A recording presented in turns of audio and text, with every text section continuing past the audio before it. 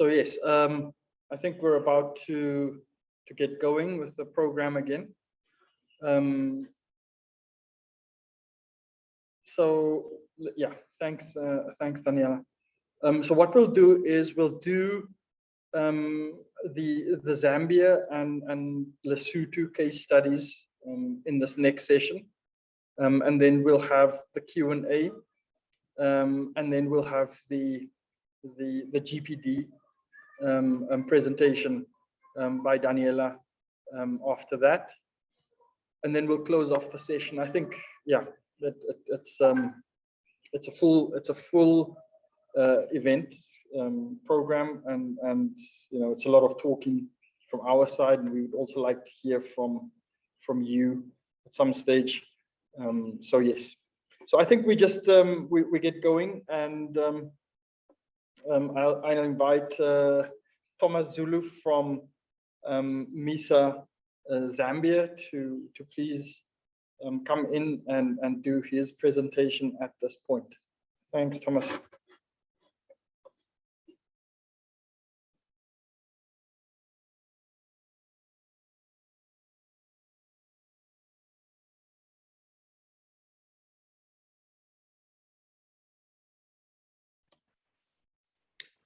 Good morning, everyone.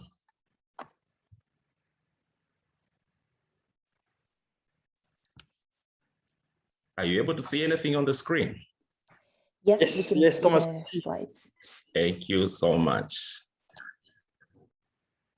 Actually, I must say that we are all of us are in the same WhatsApp group in terms of these cyber laws. So what you've heard from Nompilo, what you heard from Federico is what you are going to hear even from Zambia. Probably the difference is that Zambia has the law as of today. So my name is Thomas Zulu, representing MISA Zambia. I work as a program officer. I just wanted to have a quick thought, a quick reflection about today. What is it that we are curious about today or right now? Keep on thinking.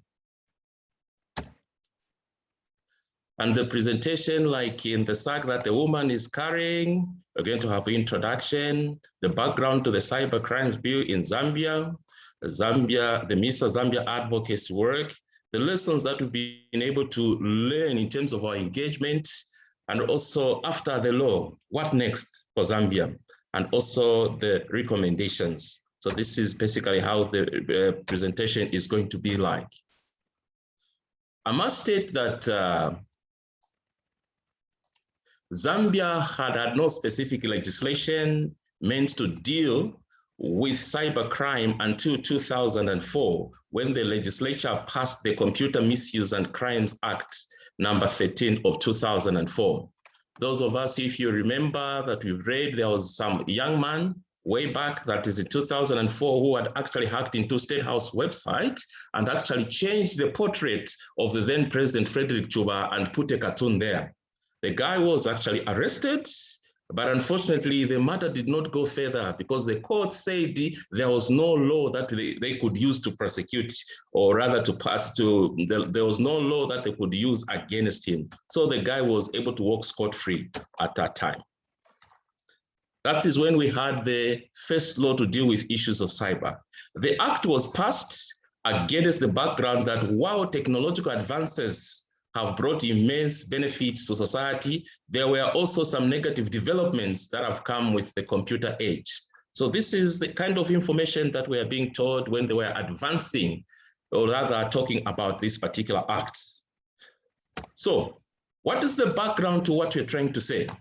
Zambia has witnessed significant growth in the use of mobile phones, the internet, and other forms of information and communication technologies.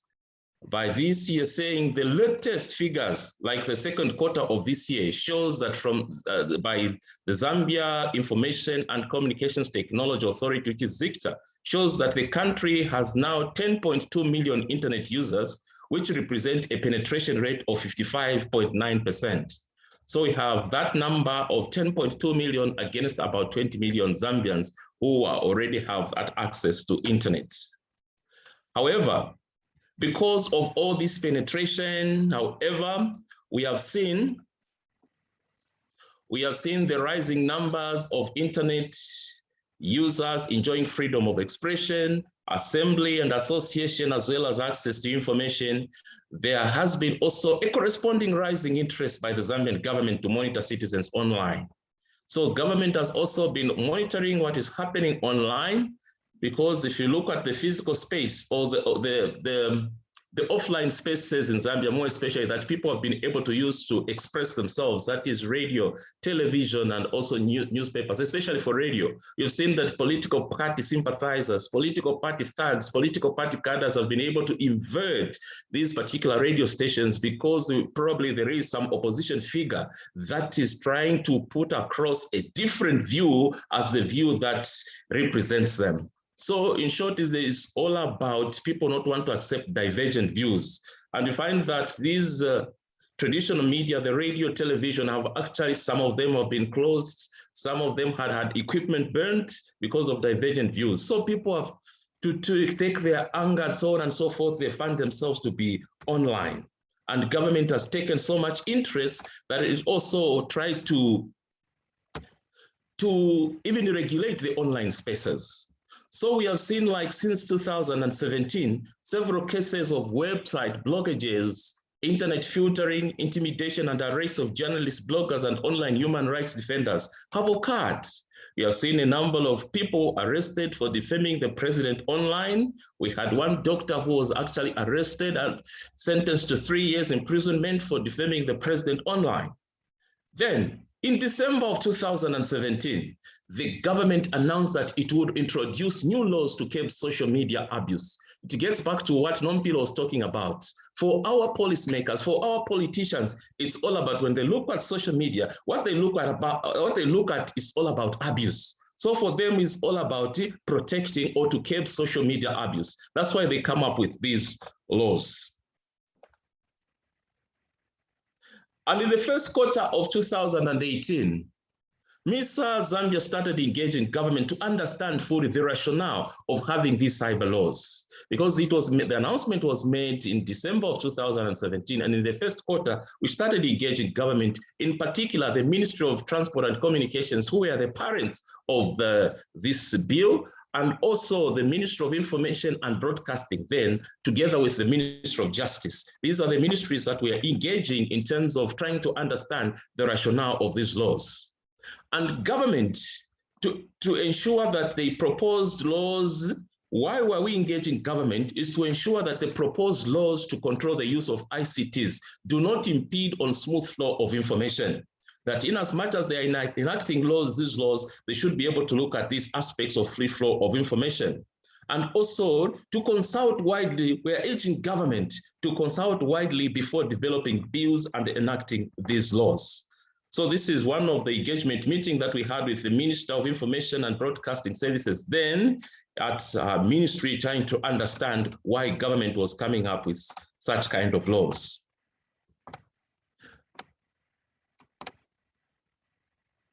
So by April 2018, a draft cybercrimes bill of 2017 was leaked. So it simply means that what they were telling us in December that they want to enact a law, they already had a bill which they had drafted. So they were telling us that they're going to enact a bill when they already had drafted something, and this bill was actually leaked in 2018, of which, even when it was leaked, government did not actually object. They did not say anything about the leak, which we thought was actually a true reflection of what government was planning. And in this draft bill, there are actually a lot of issues that we thought were not in good taste, and we continued on engaging government in terms of how the bill should be like.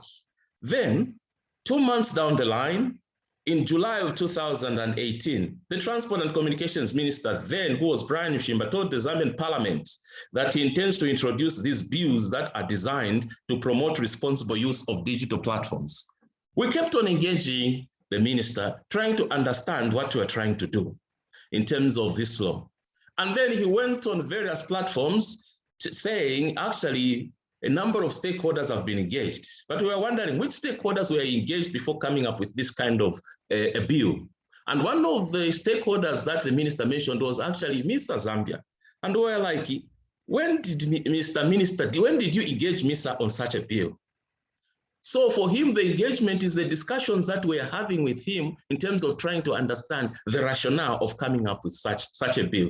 For them, it is an engagement, and that we were agreeable to what was being said or what was being planned.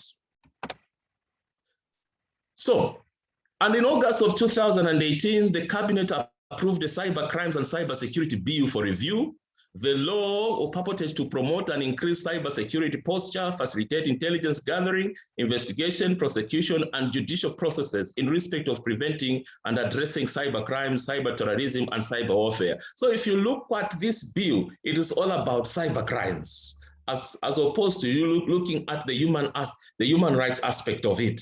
So for them, it is all about cybercrimes, just like our Zimbabwe colleagues. And details of the bill had not yet been publicly disclosed, even by that time. We asked that this bill is disclosed to members of the public so that people should be able to scrutinize this bill before it goes to Parliament, but it had to fall on deaf ears. Actually, with support from Freedom House, Southern Africa, through the Human Rights Support Mechanism, Rapid Response Fund, and OSISA, we are able to have formed a consortium of like-minded CSOs to press on this issue so that we are able to see the contents of this bill, that the minister was telling the nation, that the minister was telling the nation that it is going to be enacted. So we planned a number of activities under the umbrella of what we are calling Open Space Zambia. That was the hashtag that we are using. A number of activities were planned, and the campaign sought to promote human rights, to lobby for more open spaces for citizen engagement on the issue that affect them the most. So this is the more reasons. These are just some of the activities that we are doing. We engaged Parliament, we engaged communities to educate them about the online usage, on how best to use the online spaces. We also had a number of public forums. We had meetings with students and various communities and other SOs, CSOs, and the like in terms of the activities that we had planned.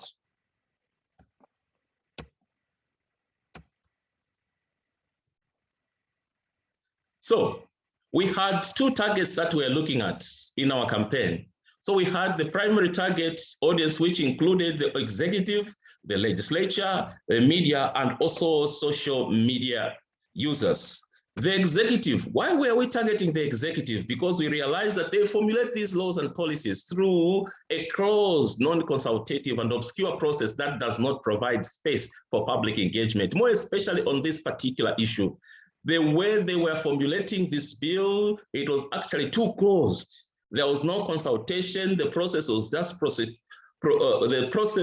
obscure. It was just all about themselves in terms of coming up with a bill. So there was no any other voice apart from their voice. So we say they should be able to open the spaces for public engagement in law development and amendment to proposed and existing laws. That's why we are looking at the executive. We are also looking at members of parliament. Why members of parliament were being targeted? Because once the bill was going to be tabled in the House, public input or influence is very little. Like in our case, the moment the bill is presented to parliament, whatever you say outside becomes little or nothing that is going to matter. That's why we had to engage members of parliament, because we realize that stakeholder input is often set aside, regardless of how beneficial it is. They'll ask you, these parliamentary committees will ask you to write so much detail about the law, but then by the end of the day, you find that little is taken into consideration of what has been written or said about the draft bill. Members of parliament were targeted to oppose laws that impede peaceful assembly, association, and the expression. We also looked at the social media users. Why the social media users wanted to build a critical mass of online campaign supporters, being the primary group that would be affected by the cyber legislation. Whether they liked it or not, this legislation was going to affect them. So we wanted to have this critical mass that we could be able to build on the online campaign. And also for education and responsible online use. Then the media, the offline media space was constrained, like I said earlier. Many media houses use online platforms to share and receive information, interact with their audience, as well as to publish and broadcast news and discussions to broaden their limited and restricted reach. And we know that the media was engaged on the potential impacts and consequences that proposed and existing legislation were likely to have on their work and existence, as well as the public. So we had to engage the media as one of the primary targets. In terms of the secondary targets, we also looked at the civil society, because we wanted the civil society, other civil society, to add their voices and support to the campaign as part of the collective or as partners of the campaign, so that we build all these synergies.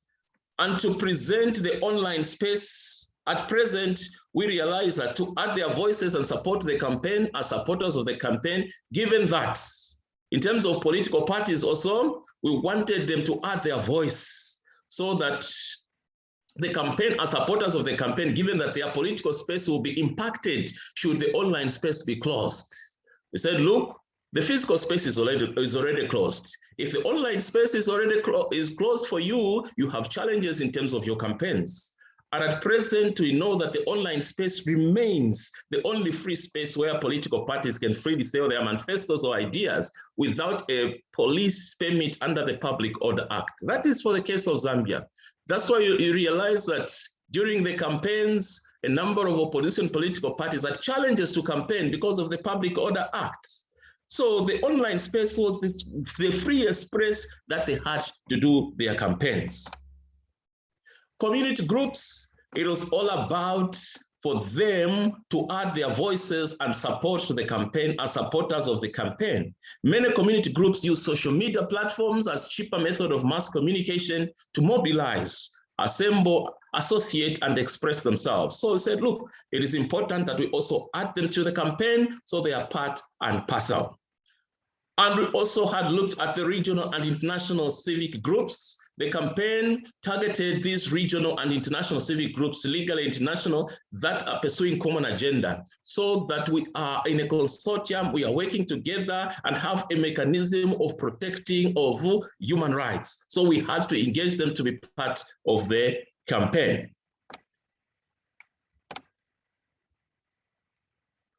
So in all these things that we were doing, what is it that went well for us? If you look at it, the minister announced that the government was going to introduce cyber laws. That was in 2018. So we had consistent messages that we were engaging these people.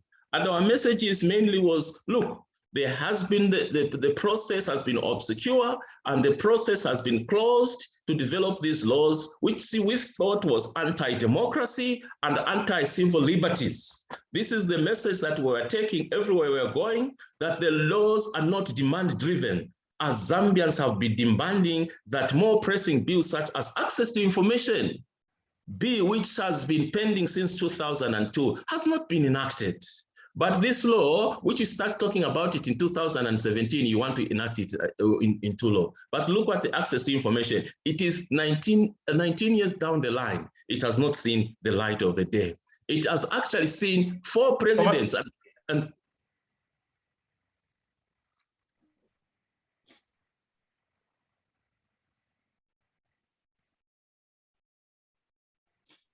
Thomas? Yes, Federico? Yeah, we lost you there for a moment. Yeah. Where? There at the third arrow. On the laws that are not demand driven. Yeah. Are you getting me now? Yes, we can hear you now. Thank you. We are saying consistent messaging. So we are saying the laws that they want to enact in terms of the cyber laws, they are not demand-driven, as Zambians have been demanding that more pressing bills, such as access to information, which has been pending since 2002. 19 years down the line, it has not been acted. And people keep talking about it year in and year out. 4 presidents have come to promise about enacting this law, but it has never seen the light of the day. The current one is the 5th president who has also promised to have this law enacted. So 5 presidents, so 4 presidents have seen it, and we have not seen the light of the day. And we are saying this is one of the laws that is demand-driven. We also our messaging, we're looking at public awareness on the use of online platforms. This went where we went in various communities to educate the public on the usage of the online platforms. We also came with a draft cyber bill, which we submitted to government so that they can look at it. So we are saying, instead of just saying, this the bill that you have drafted is bad, but this is what you're thinking, this is the bill that you're bringing unto you so that you have a look on what we've been able to do.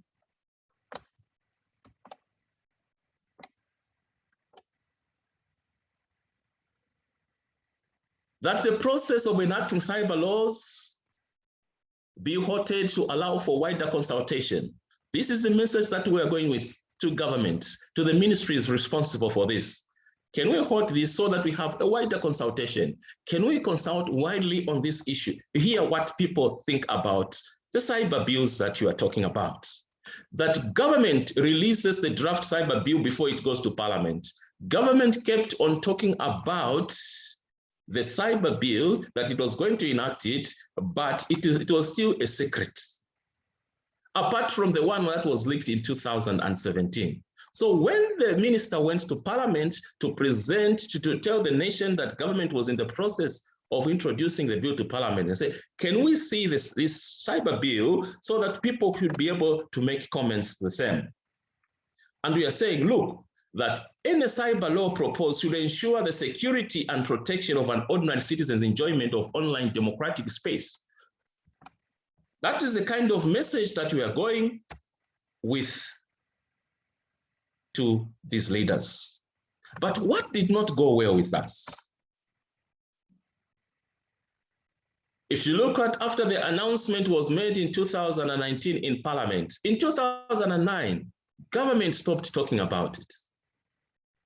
Instead, they brought the issue of access to information. Quickly, we are told that access to information, Cabinet has actually approved it, and it is waiting that the bill is going to go to Parliament.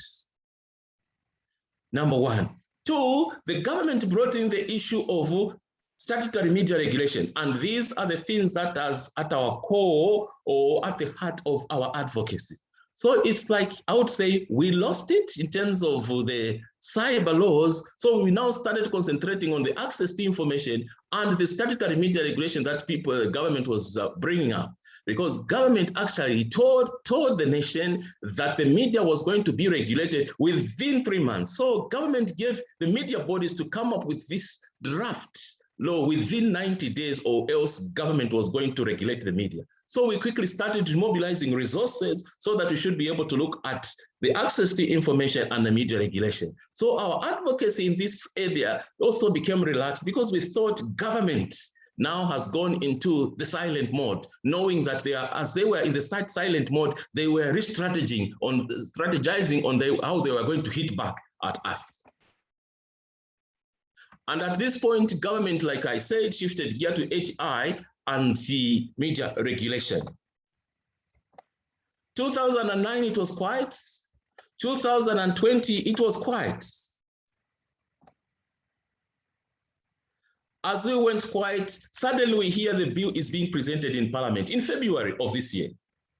So for 2 years, they were just quiet, as we were still maneuvering with the media regulation and access to information. In February, we hear the bill has been presented to Parliament.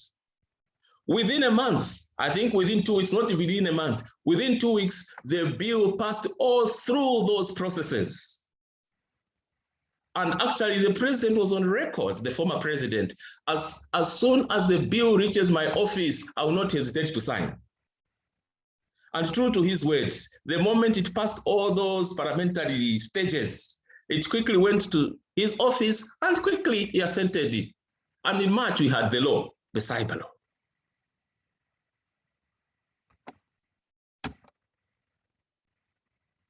So after the law, what next? We thought now advocacy, in this case, there is nothing that we can do apart from petitioning the High Court over this matter, because now it is already law. So with colleagues, 5 NGOs have so far petitioned the High Court over the Cybersecurity and Cybercrimes Act number 2 of 2021 for being unconstitutional, as it seeks to restrict the right to privacy, the right to free impact and receive information, freedom of expression, freedom of the media, among other rights. This is how currently the issue is with the High Courts, and the NGOs are seeking a declaration that some sections of the Cybersecurity and Cybercrimes Act be struck out from the statute books for being unconstitutional. And the sections in question seek to control the right to privacy, freedom of expression, freedom of the media in a manner that is contrary to the limitations allowed by the Constitution. This is why the matter has been taken to court at the moment for the court determination. What are the recommendations? I think it is important that we do not lose track in as much as we have these advocacy works, so that the laws that are being enacted should be able to look at these issues of freedom of expression. Should not lose track like we did, to be consistent with our message so that we are not seen to be inconsistent. And also there is need to build the capacity of our lawmakers. We have seen, like my colleague said, even here we have the same situation where people vote for these laws because of partisan lines. We can try to build the capacity of lawmakers to understand these issues and also continue to build on synergies so that we have a broader voice talking about these issues. Thank you so much. Thank you, Thomas. That was a very entertaining presentation. And I think it sort of spoke to exactly the sort of issues and as you pointed out, we have here in Namibia. I mean, we don't know where we are with our draft bill, and that the colleagues in Zimbabwe are facing as well with the cybercrime bill in their country. So yes, I mean it's sort of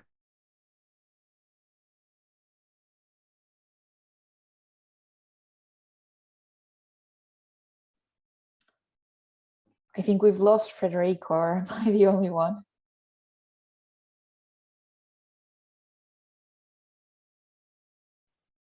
Yes, we have lost him. Okay.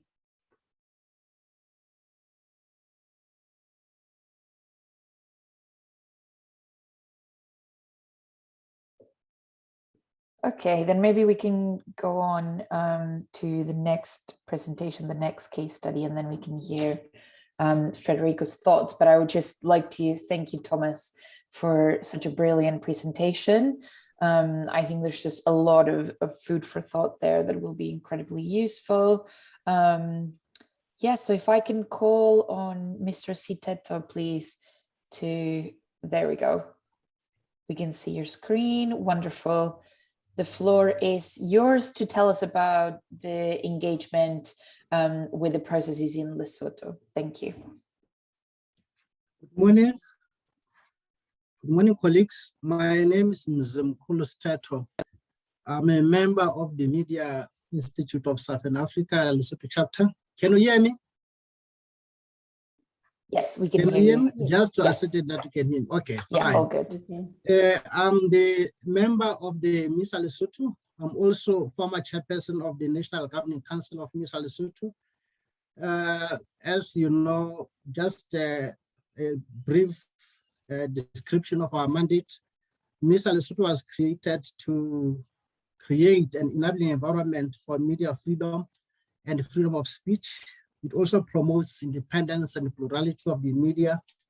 It also ensures sustainability of the media, promotes competence and professionalism in the media sector. I should indicate that this workshop has come in the nick of time. I think there's a coincidence because as we speak today, the Computer Crimes and Cybersecurity Bill is being presented in Parliament today, the 28th. And we have learned through sources that Parliament is going to reject the bill. And after a long journey that MISA Lesotho has traversed, advocating that the bill must not be adopted by Parliament. I think that's a plus on our side. My presentation is going to look like this. I'm going to provide just a brief background and context in terms of cybersecurity, cyber attacks, and computer crimes. I'm just going to outline the chronology of events that led to development of the Computer Crimes and Cybersecurity Bill. I'm going to look at what has transpired, the trajectory that we have traversed up to where we are today. Let me now get to the background. Let me pass this one. Let me state that MISA Lesotho, as an advocacy body, appreciates and understands the prevalence of cyber crimes such as cyber extortions, cyber harassment, cyber stalking, as well as cyber bullying. These are some of the issues that are a menace to society. They are not warranted, but we are of the view that much as legislation that seeks to curb these criminalities is of value to society, it must not go overboard. It must be within the confines of the law. It must be within the confines of the Constitution, so that we live in a constitutional democracy that protects the rights and freedoms of all people. MISA Lesotho analyzed the Lesotho Computer Crimes and Cybersecurity Bill 2021, which has been presented to the National Assembly, and as I have said, it is being read for the second time and the third time today. The intent was to critically look at the proposed criminal offenses that are committed by cyber crimes, and then the proposed penalties or fines.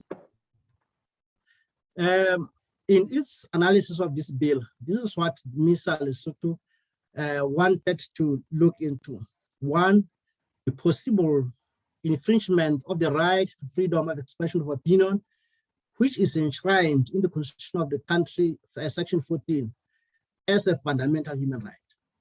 MISA Lesotho was also informed by the need to look at possibility of infringement on the right to access to information, especially by criminalization of what could be ordinarily normal access to information that is exercised by members of society and the media, but in front of the act would be viewed as illegal access, which is what we're going to look at.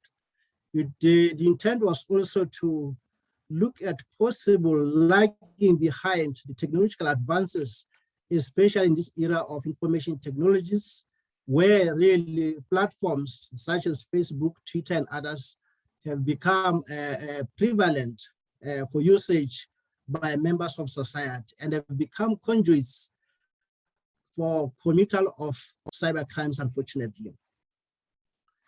The issue of promulgation of legislation that protects citizens against cyber crimes was picked by national multi-sector reforms.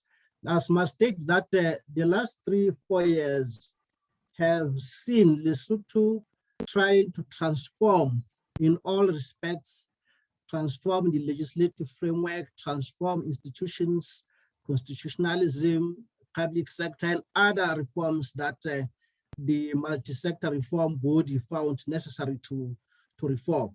And part of the reforms was the media reforms. So it became important that the reforms looked at, as part of the media reforms, to promulgate a law that promotes or protects citizens against cyber crimes. And I'm just going to share briefly that in the report, the final report of reforms, it was stated that there's explosion of use of social media, which has created proliferation of fake news, which create credibility challenges within society.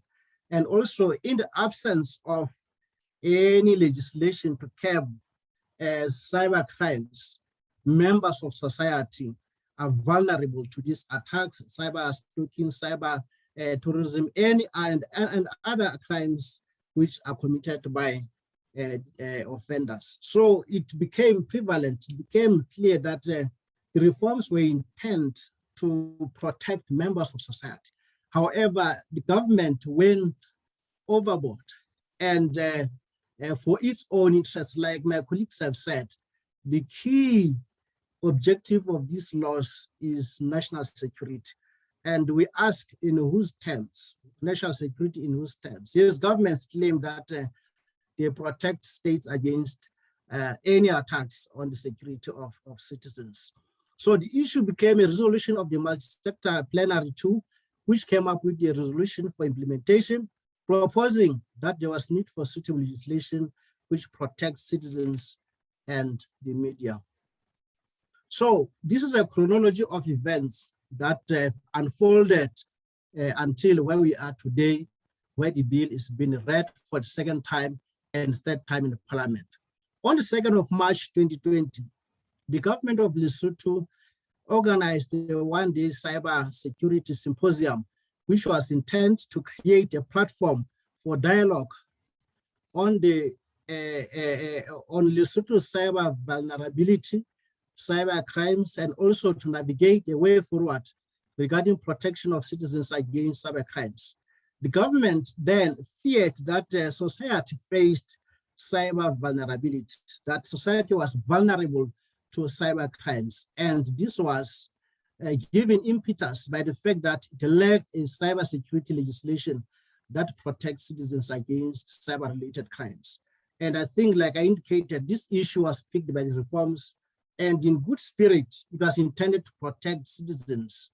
So the government from there has been reiterating the dire need for legislation that protects citizens against cyber crimes. This matter was widely canvassed, including in MISA's AGMs, in terms of the government's intent to come up to craft and promulgate a law that protects its citizens against cyber crimes. So on 23rd March 2021, this year, the Minister of Communications, Science and Technology presented the Computer Crimes and Cybersecurity Bill in Parliament. And like I think the case of Zambia, as my colleague Zulu has indicated, this process has run in a lightning speed. It has been from March up to September, we have a bill. But when conversely, we have bills that have stalled for more than 20 years, like the Access to Information Bill, which was first read in Parliament in 2001. And it's almost 20 years, but does not see light of day. But this particular one has been really given much attention. So this has raised eyebrows from media circles that really the ministry has jumped the gun by presenting the bill to Parliament at that premature stage when it had not been subjected to public opinion through wide consultation as required by law. And also MISA, of course, as an advocacy body, led the campaign for the bill to be sent back so that it is taken through all stages of public participation, the consultations, and be subjected to public scrutiny before passage into law.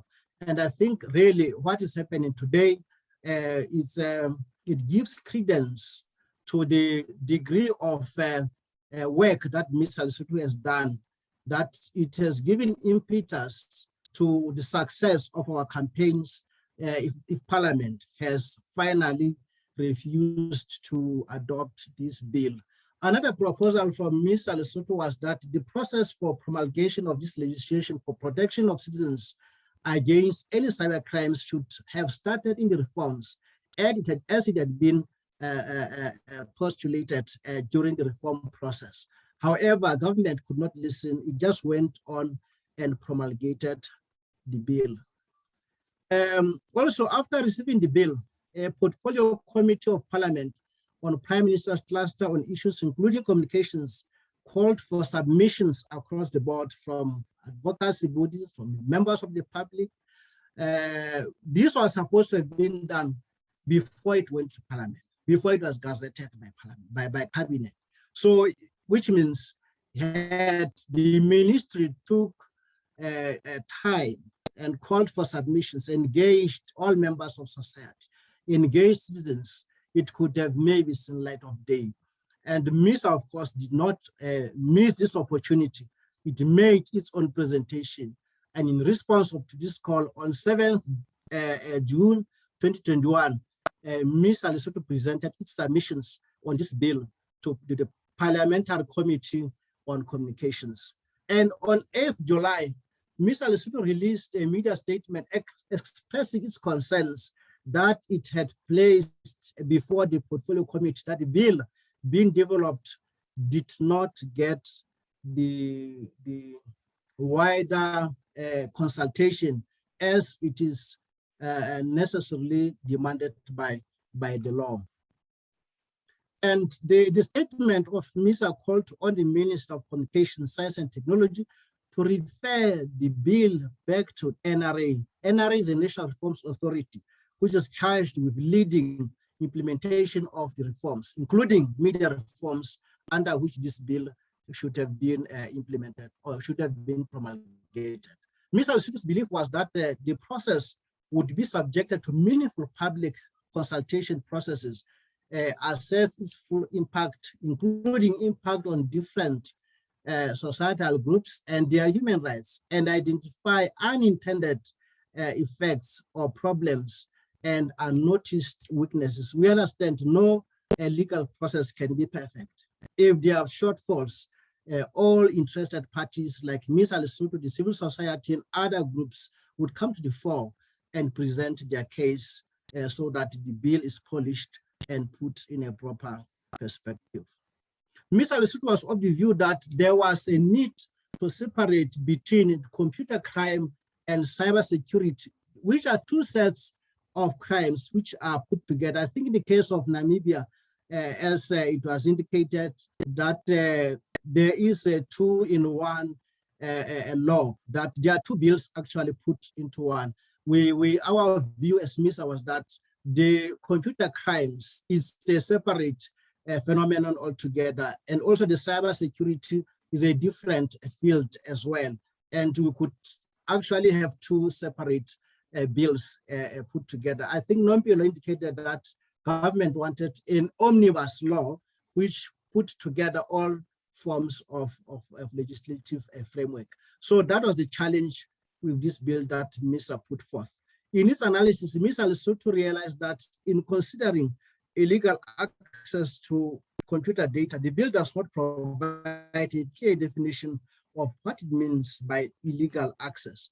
And in section 21 of the bill, illegal access, it does not say clearly what the term means. So proposal is that the issue of illegal access be clearly defined under the interpretation section, and also that there must be clear provisions in the law on what is meant by illegal access, so that those vested, the authorities vested with powers and authority to implement the bill, like the police, do not cross the line, do not go overboard, and maybe arrest innocent people who are ordinarily accessing and using information for media purposes, for personal purposes, and that is misconstrued as amounting to illegal access. So that's one of the issues that MISA raised a flag.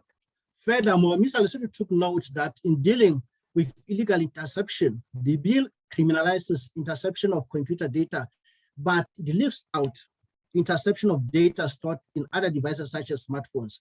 So there's concentration of the computer as a computer data as a gadget, but to the exclusion of other devices such as smartphones. Because looking at advances in communication and the media sphere, we have realized that, of course, access to gadgets is not limited to the computer. There are other devices that are used as conduits or conveyors of messages and communication. He therefore recommended that the scope of interception be expanded to cover other electronic devices such as smartphones. Regarding data espionage, which is dealt with under section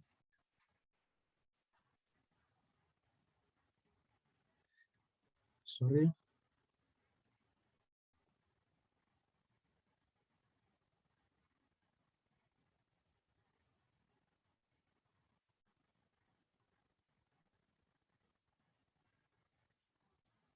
The bill outlines what it terms specifically protected against unauthorized access, which is vague and broad, as it is not defined under interpretation section as a concept or as a phraseology. So our view is that this vague and unclear phraseologies are problematic, especially when the bill will be implemented. The security organs, such as the police, will have a hurdle in terms of how do they implement the bill when they are such. It might be left to them to apply their own common sense in terms of what they understand by unauthorized access. So we demand that there must be clarity in terms of what these technologies mean. Therefore, recommendations are really, these must be clarified. So on the other hand, Ms. Lesotho noted that while the bill takes serious exception to terrorism, to cyber terrorism, which is an international threat to global community, Ms. Lesotho is of the view that this must be done in line with international accepted standards for curbing terrorism, especially in place of cyberspace or in the place of cyberspace. So we are of the view that when government deals with cyber terrorism, it must apply, it must be in line with internationally accepted norms and standards that dictate what terrorism is.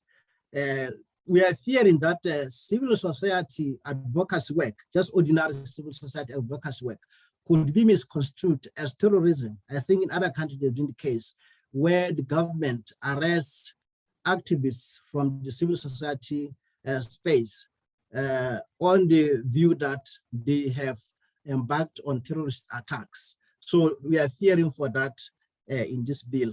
Ms. Lesotho commended the government of Lesotho for having taken a bold step for promulgating this legislation that criminalizes acts that are intended to alter, delete, or any data that results in an unauthorized, inauthentic data, deceiving recipients of the data to think it is and for legal usage. So we are saying while we commend government for taking this initiative, for promulgating this law.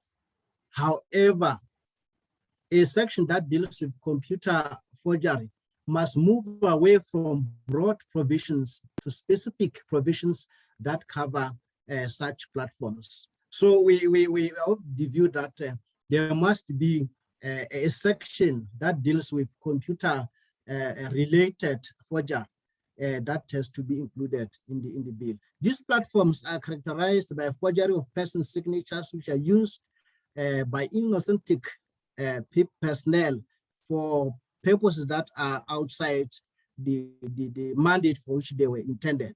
And also they're spread all over social media platforms for consumption by the public. So we are worried that this section was not covered adequately.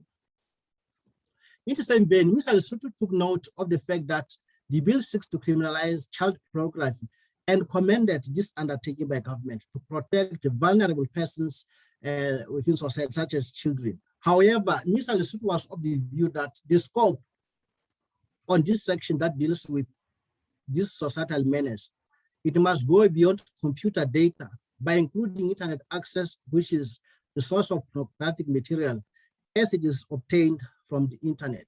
So we are of the view that this issue of child pornography is a menace to society. However, the scope that is given to it in this section in the bill is not adequate.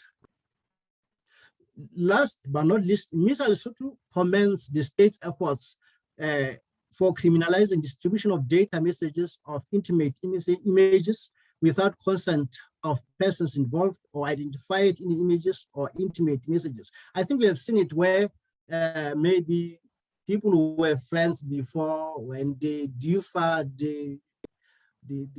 disgruntled ones send information that was meant to be for their own private usage. They send it to whoever can get the information. So we are saying this is commendable because it will deter unauthorized distribution of such data. So we can see that the whole notion about the bill is not only to negate whatever it is to commend government where it has done well, but also criticize where it has not done well. But all in all, to say the issue of public participation has been missed. The citizens have been deprived the opportunity to make their inputs into the bill. So our recommendations are as follows. One, the bill must be subjected to wide public scrutiny by involving various stakeholders within society to make their inputs in the lawmaking process. Two, the two sets of the law found in this bill, the computer crimes and cybersecurity, must be separated. Three, vague and broad sections should be revisited and made to be specific in the law for law enforcement agencies such as police and courts of law, so that they are able to interpret the law effectively. The bill should expand its scope beyond computer and computer services, but take cognizance of other electronic devices such as smartphones. We also propose that the bill should also consider other crimes inflicted on media and society, such as harassment, cyber stalking, cyberbullying, and punishable cyber crimes. The fines and penalties that are imposed by various sections of the bill have to be revisited because they are not in line. They do not tally with the offenses so stated. For instance, for illegal access to information, the bill says an offender will be fined 5 million maluti or rents, but a prison sentence that is for that is no more than 10 years. So there's no congruence between the sentence and the fines. So we are saying there must be, the two must correspond. Regarding cyber terrorism, an attempt must be made to align with internationally recognized protocols and standards on combating cybercrime. So, as I indicated earlier, the status of the bill, the portfolio committee has presented the bill before Parliament for recommendation that the bill must be dropped. And as I have indicated, the bill is being read for the second and third time today. So we are taking this as a success as media, as Mr. Lesotho, of course, and the whole media fraternity, that this bill has not seen light of day in view of the loopholes or shortfalls that we have identified. And I should indicate that we think is the first bill, first piece of legislation that does not see light of day as a result of MISA's pressure on government. Its advocacy work that it has put forth has really borne fruit. So what have we done as MISA Lesotho? We have embarked on engagement of all relevant authorities and stakeholders. We have made presentations and submissions to the Portfolio Committee of Parliament. We have released press releases and press statements on this bill. We have gathered data from credible sources. We have really raised alarm. We have raised the flag on critical issues about the bill. We have highlighted issues that we think warrant attention before the bill could have even gone to cabinet. We have sought professional advisory on the bill. We have also made international and regional networks on the bill in terms of what works and what does not work. We have engaged experts in different fields so that we get the benefit of professional advice. We have constantly met with the Minister of Communication, Science and Technology to say, please, one, subject this bill to wider public participation. Two, take the bill, surrender the bill to the National Reforms Authority, because if this bill came as a result of reforms, members of society felt there was a need for a bill that protects citizens against cyber crimes. And why should the government move speedily in promulgating this law if the reforms exercise has already started? That was our view. We also made benchmarking for best practices from different jurisdictions, regional networks, like I've indicated. We have also used social media platforms widely to garner the support in terms of online petitions to the government to raise the flag on those critical issues. I think our message has gone through, has passed through, has been heard by the portfolio committee. And when we made our submission, we emphasized that there was need for consideration of those problematic areas that we highlighted. And when they were presenting in Parliament recently, they were picking actually on those recommendations. And we think really our campaign has been successful. Our observation that our campaign trail has drew the ire of government, particularly the Ministry of Communications, Science and Technology. And of course, MISA is viewed in a negative light by the government for all advocacy work that we do. Of course, we observed that society sometimes is not enlightened about these issues. So our advocacy work included civic education to society, that they must understand these issues. And if we are seeking their buy-in, there's need for civic education to be included in our messages. And also, we also were aware that we need solidarity within the civil society organizations. Let me state that during our campaigns, we sought assistance, especially funding from an organization called ARISA, Advocacy, Rights in Southern Africa, which helped us with funding, and that gave impetus to our campaign. I think thanks to ARISA, thanks to civil society organizations, and the media fraternity that brought our message, and the whole fraternity in other spheres which had us. And I think our presentation to Parliament is a signal that MISA Lesotho and other advocacy bodies are part and parcel of the democracy building project of the country, where we solicit a democratization, consolidation of democracy in a manner that suits all spheres of society, not only just a solution of society as it is. The government is not the only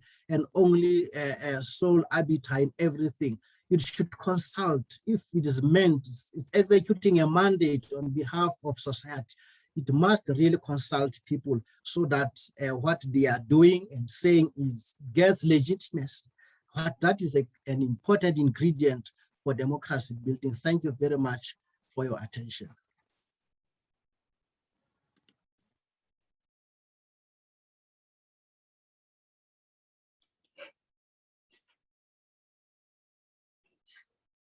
Thank you, Thomas. That was very informative and detailed. Apologies for my falling off the meeting earlier.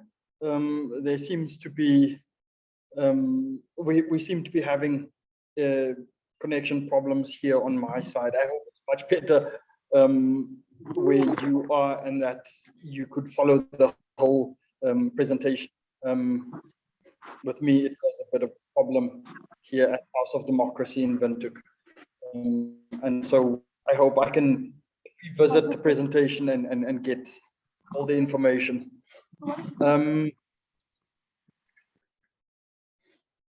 Yeah, I think we just move on and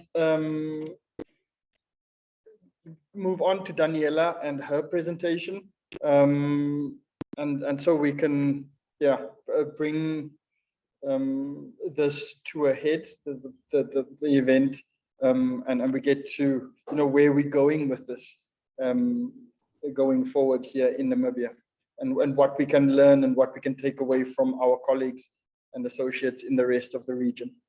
Daniela, the floor is yours. Thank you, Federico, and thank you for the colleagues for those really, really brilliant presentations. I don't want to take a lot of time because I'm interested in opening up for discussion and see if people have any questions or comments that they would like to share. But I will tell you a little bit about me and my organization, which is called Global Partners Digital. We're a civil society organization and we are based in the UK, but we work with partners around the world. And essentially what we do is work on fostering a digital environment that is underpinned by human rights. And in our cybersecurity work in particular, we see the interplay between human rights and cybersecurity, and how strong cybersecurity is key to be able to exercise our rights online. And this is something that has become more and more apparent in these current circumstances with the pandemic. And we focus on understanding how we can foster a cyberspace where threats that are very real and getting more complex, how can we tackle those threats in a way that is efficient and robust, whilst also keeping cyberspace free and open. And we see that as quite a complex challenge, and there's no one-size-fits-all solution. However, we see two key needs, and these are 2 points that have been already touched upon by our colleagues presenting the case studies. And one is that we need cybersecurity and cybercrime laws and policies that are human rights respecting by design, meaning that human rights considerations are taken into consideration and being considered in the debate and the discussions from the very inception of the process. And then also we need those cybersecurity and cybercrime laws and policies to be developed in an inclusive way. And these two go hand in hand. So the more inclusive that a process is, the more likely it is that human rights perspectives will be reflected in those discussions. And as we saw in some of the case studies, when a process is not inclusive or is not inclusive enough, then those perspectives are not reflecting. And then we get to those policy and legislation outcomes that are just not consistent with human rights. So in order to influence policy processes and policy outcomes, we at GPD, we try to engage in cyber policy environments where discussions can have an impact on human rights and where there are opportunities to affect change. We work nationally, regionally, and globally. And so we're currently supporting the work of IPPR in Namibia and supporting their engagement in this process. And a publication that I wanted to tell you about today is a tool that we are currently developing to support the development of national cybercrime legislation that is human rights respecting. So the target audience for the publication are policymakers who are and legislators who are developing or revising legislation themselves. So they are the policymakers working on the process directly. But also we hope that it will be useful to other stakeholders, such as civil society organizations like ourselves, who are engaging in those processes to be able to give arguments for their input and their engagement in processes, and to provide guidance and examples of what does cybercrime legislation that's human rights respecting looks like, but also what is legislation that is not human rights respecting, what does that look like as well.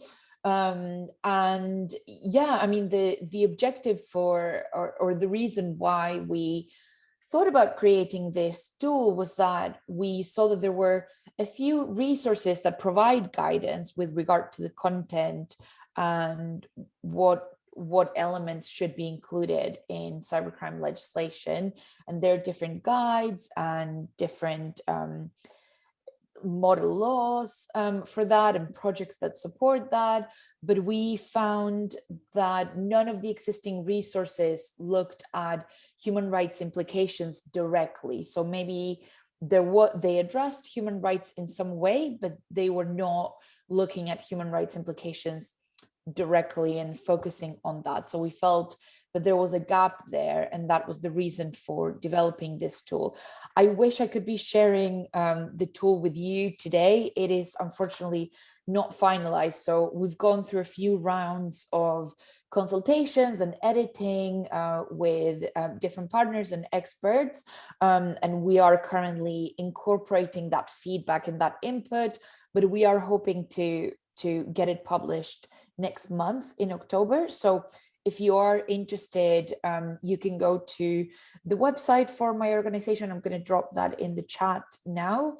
And there is a newsletter that we send out once a month, and you can subscribe to that newsletter so that the next time when we share the tool, once it's published, you can get access to it. Alternatively, I'm also going to drop my email.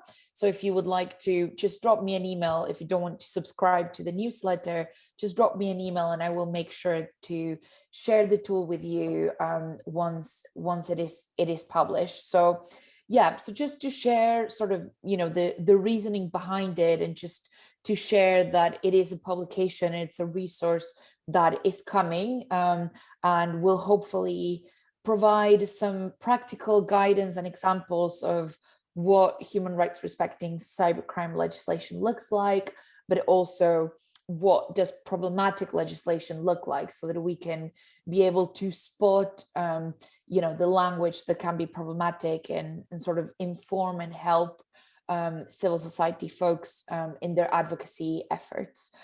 So I'm going to stop right there, and I'm going to drop what I just said, the website and my email on the chat, and feel free to reach out to me, and would be glad to continue the conversation. So back to you, Frederico, if you would like to open up sort of for general discussion and questions.